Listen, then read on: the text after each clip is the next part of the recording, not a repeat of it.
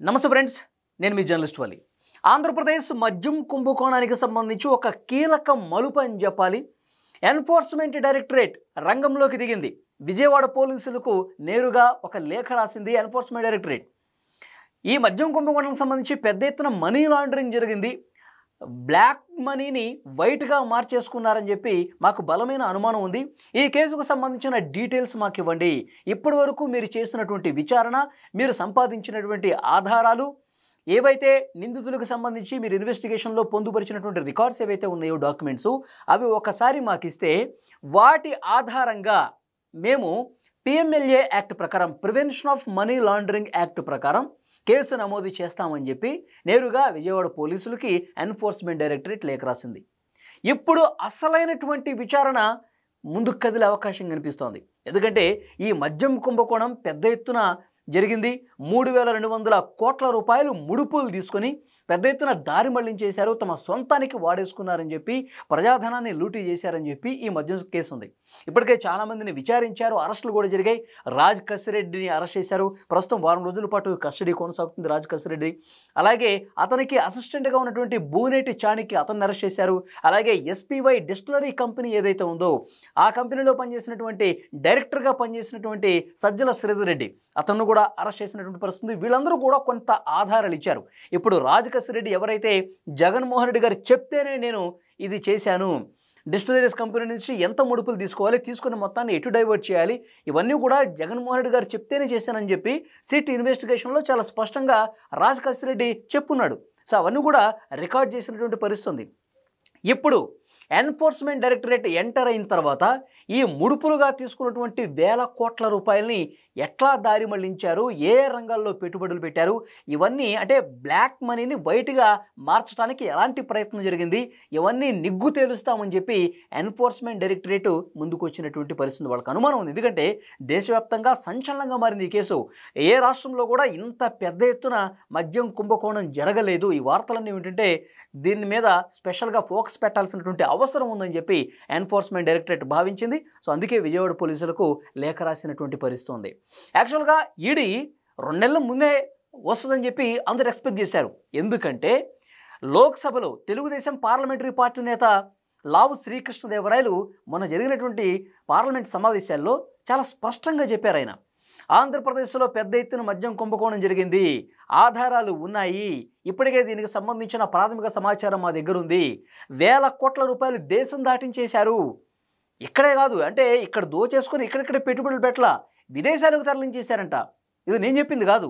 లావు శ్రీకృష్ణదేవరాయలు వాళ్ళ ప్రభుత్వం ఇన్వెస్టిగేట్ చేస్తుంటే వచ్చిన ఆధారాలను బట్టి ఆయన లోక్సభలో మాట్లాడాడండి.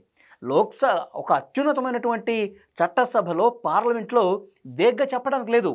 వారి దగ్గర ఖచ్చితమైన కొంత సమాచారం ఉంటేనే చెప్పే పరిస్థితి ఉంటుందండి. సో లోక్సభలో చెప్పాడు కాబట్టి 2,000 కోట్ల రూపాయలు దుబాయ్కి తరలించేశారు ఈ మద్యం స్కామ్ చేసి, ఇంకొక 2,000 కోట్ల రూపాయలకు పైగా ఆఫ్రికా కంట్రీకి తరలించేశారని చెప్పి స్పష్టంగా లావు శ్రీకృష్ణదేవరాయలు చెప్పారు.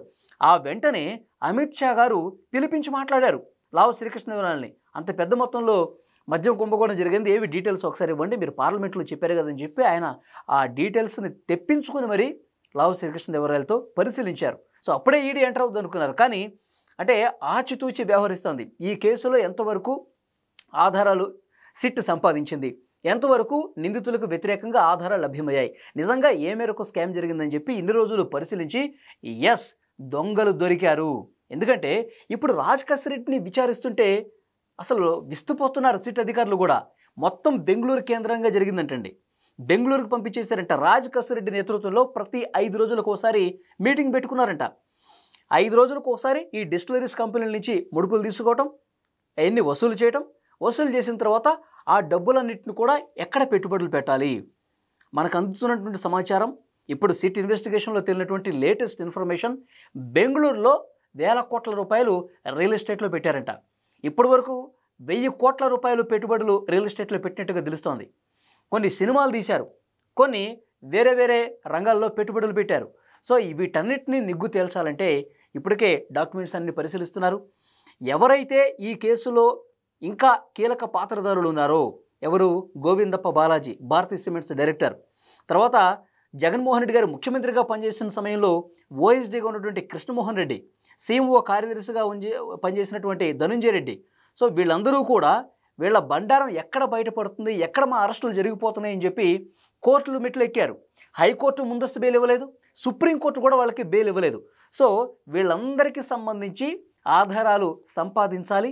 ఈ దోచేసిన సొమ్మంతా రాష్ట్ర ఖజానాకు లూటీ చేసి రాష్ట్ర ప్రభుత్వానికి చెందాల్సినటువంటి సొమ్ముని, ప్రజాధనాన్ని పూర్తిగా దారి మళ్లించేసి ఏ విధంగా వేరే వేరే రంగాల్లో పెట్టుబడులు పెట్టారు, ఏ రకంగా దేశం దాటించేశారు, ఇవన్నీ కూడా తేలాలంటే ఎన్ఫోర్స్మెంట్ డైరెక్టరేటు రంగంలోకి దిగితే తప్ప బయటికి రావని చెప్పి సిట్ అధికారులు కూడా తెలిసారు. ఎందుకంటే వాళ్ళకు కూడా ఇన్వెస్టిగేషన్లో చాలా స్పష్టంగా ఉంది.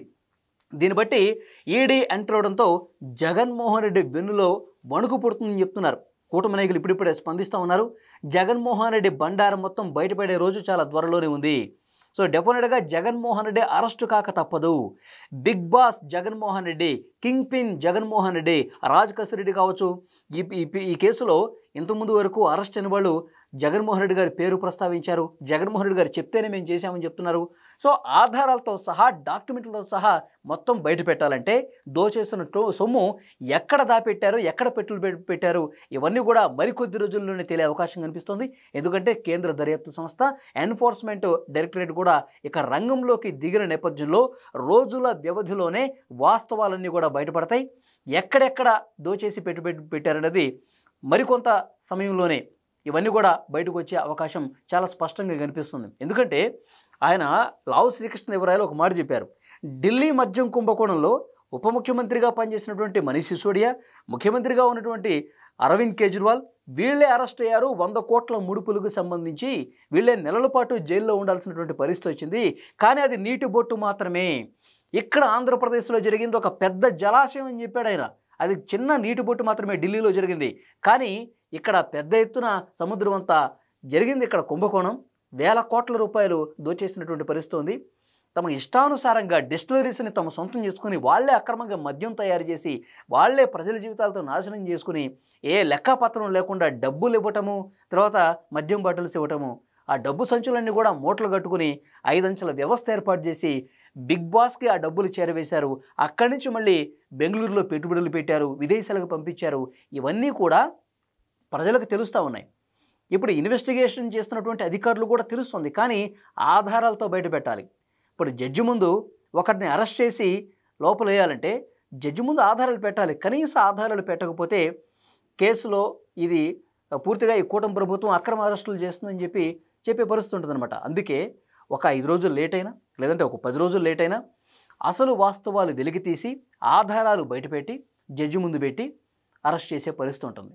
సో డెఫినెట్గా ఈడీ కూడా ఇక ఎంటర్ అయిపోతుంది కాబట్టి సిట్ అధికారులు కూడా పూర్తి ఇన్ఫర్మేషన్ ఎన్ఫోర్స్మెంట్ డైరెక్టరేట్కి ఇస్తారు కాబట్టి కింగ్ పిన్ బిగ్ బాస్ ఆట కట్టించబోతున్నారనేది మాత్రం చాలా స్పష్టంగా తెలుస్తుంది. ఇప్పటికే జగన్మోహన్ రెడ్డి గారి పేరు చెప్పారు. వీళ్ళ కొంతమంది బెయిల్ కూడా, ముందస్తు బెయిల్ కూడా కోర్టు నిరాకరించింది. వాళ్ళు ఇన్వెస్టిగేట్ చేయాల్సిందే, వాస్తవాలు బయటకు రావాల్సిందని చెప్పి కోర్టులు కూడా చెప్తున్నాయి. సో ఇంత పెద్ద కుంభకోణానికి సంబంధించి అతి త్వరలోనే ఇంకా మిగిలిన వాస్తవాలు కూడా బయటకు రాబోతున్నాయి. బిగ్ బాస్లు, కింగ్ పిన్లు అందరూ జైలుకు వెళ్ళక తప్పదు. ఫ్రెండ్స్, మీకేమనిపిస్తోంది? ఇప్పుడు ఎన్ఫోర్స్మెంట్ డైరెక్టరేట్ కూడా ఎంటర్ అయినటువంటి నేపథ్యంలో ఈ కేసు ఇక క్లైమాక్స్కి వచ్చిందని చెప్పి మీరు భావిస్తున్నారా? బిగ్ బాస్లు, కింగ్ పిన్లు అందరూ కూడా అరెస్ట్ కాక తప్పదని చెప్పి మీరు భావిస్తున్నారా? మీరేమనుకుంటున్నారు? కామెంట్ రూపంలో తెలియజేయండి. ఈ వీడియోని లైక్ చేయండి. Thank you very much.